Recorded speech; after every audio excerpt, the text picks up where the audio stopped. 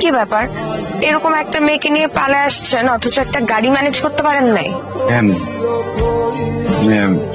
আপনি কি আমাকে আগে বলছেন আপনি পালাবেন? আমি তো জানি না আপনি পালাবেন।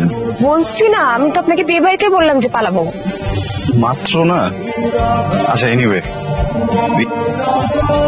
আমাকে ফুল দিলেন, চকলেট দিলেন, চিঠি দিলেন, সবটা কেন দিলেন? পরে বলবো, চলেন। কি দৌড় দেন।